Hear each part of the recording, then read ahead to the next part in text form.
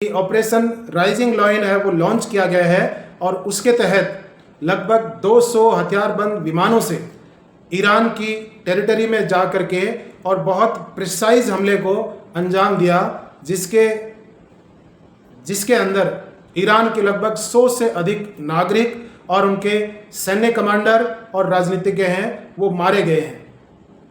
अब ये लग गया था, तय था कि ईरान भी उसका बदला लेगा। ईरान के सुप्रीम लीडर खामनेई ने अपने देश के नागरिकों को ये भरोसा दिलाया था कि हम इसका बदला लेंगे और इस तरह का बदला कि इजराइल और उसकी पुश्तें याद रखें। और सच मानिए वही हुआ। ईरान ने अपनी धरती से लगभग 150 बैलिस्टिक मिसाइलों से प्रहार करके और इजराइल की धरती को दहला दिया। उनके मुख्य शहर तेल अवीव में सबसे ज़्यादा अटैक हुए। बताया जा रहा है कि उनका एयरबेस और एयर डिफेंस सिस्टम को तहस नहस कर दिया। कई ऐसे व्यापारिक संस्थान और इंस्टीट्यूशन पर उन्होंने बमबारी की है और उनका एयर डिफेंस सिस्टम है वो बिल्कुल फेल कर गया। इसमें उनके आईडीएफ ने ये जारी किया है कि 3 नागरिक हताहत हुए हैं और काफ़ी लोग इंजर्ड हुए हैं। दोनों देशों ने अपने अपने ऑपरेशन से हैं वो लॉन्च कर दिए हैं। इजराइल ने राइजिंग लायन नाम से अपना ऑपरेशन शुरू किया है, जो बताया जा रहा है उनके प्रधानमंत्री के मुताबिक कि ये इतिहास का सबसे बड़ा ऑपरेशन है वो शुरू हो गया है और ईरान को तब तक वो मारते रहेंगे कि जब तक उनके न्यूक्लियर साइट से वो खत्म नहीं हो जाती और ईरान परमाणु हथियार बनाने से इनकार नहीं कर देता है। वहीं ईरान के सुप्रीम लीडर खामनेई ने भी अपने देश को भरोसा दिया है, अपने नागरिकों को ये भरोसा दिया है कि वो ऑपरेशन ट्रू प्रॉमिस पार्ट 3 के माध्यम से इजराइल और उसके प्रॉक्सीज को ऐसा सबक सिखाएगा कि जिससे वो फिर से ईरान की ओर नज़र उठा के नहीं देखेंगे। और ऐसा ही हुआ।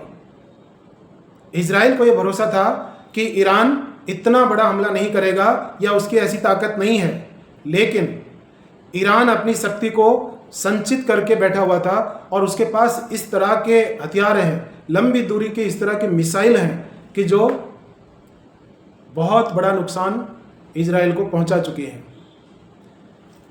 ईरान ने अपने 150 से अधिक मिसाइलों के साथ लगभग आसपास के देशों से और वहां के एयरबेस से 200 से अधिक ड्रोन के माध्यम से भी हमला किया और पूरे तेल अवीव को दहला दिया। अब पूरी दुनिया ये देख रही है कि तेल अवीव से तेहरान और ईरान से इजराइल और बेंजामिन नेतन्याहू से खामनेई ये टकराव बहुत ज़्यादा लंबे समय तक याद किया जाएगा और इसके कॉन्सिक्वेंसेस, इसके दुष्परिणाम हैं वो पूरी दुनिया को अब भुगतने पड़ेंगे। बताया जा रहा है कि क्रूड ऑयल जो कच्चा तेल था उसके पूरी दुनिया में जो कीमत है वो एकदम से लगभग 2 दिन में 8% है वो बढ़ गई है। अभी दुनिया में $78 पर बैरल के कीमत कच्चे तेल की चल रही है, लेकिन बहुत सारी एजेंसी और जेपी मॉर्गन ने ये आशंका जाहिर की है कि जल्द ही यदि ये टकराव दोनों के बीच में इसी तरह से बढ़ता चला गया तो निश्चित तौर पर क्रूड ऑयल के भाव लगभग 120 से $130 पर बैरल के चले जाएंगे और ऐसे में अमेरिका की जो अर्थव्यवस्था है वो मंदी में चली जाएगी, दुनिया के मार्केट गिर जाएंगे और आने वाला दौर है वो अर्थव्यवस्था को लेकर के बहुत बुरे हालात में पहुंचने वाला है।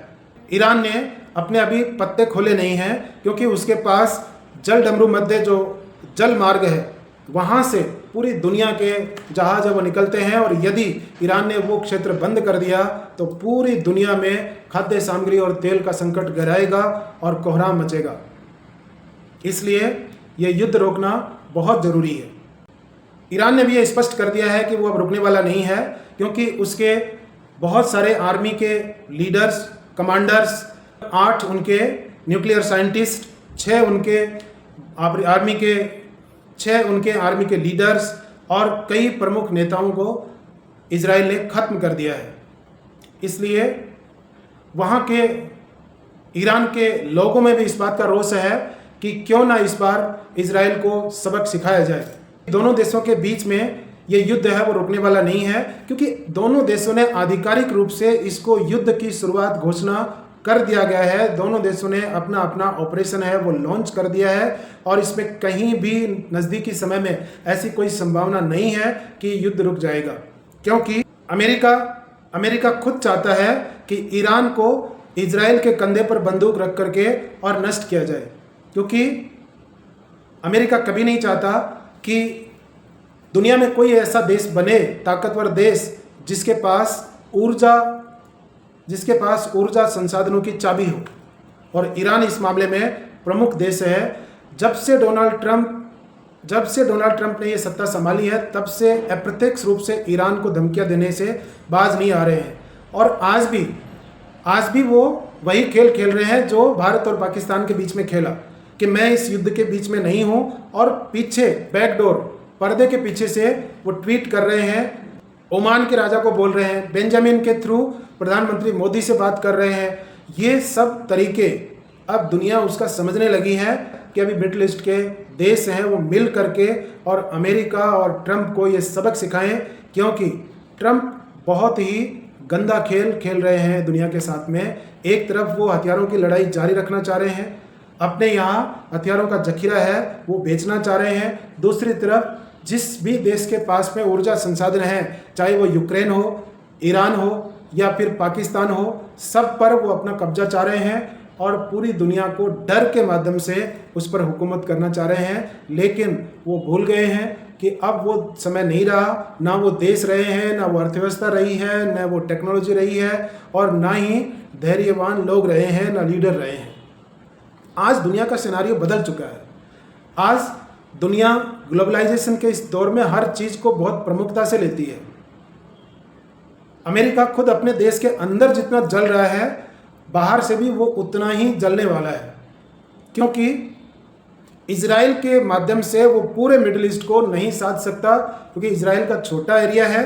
लगभग 2-3 देश यदि एक साथ हमला करेंगे तो इजराइल की भूमि 1-1 इंच है वो मिसाइलों से छेद दी जाएगी।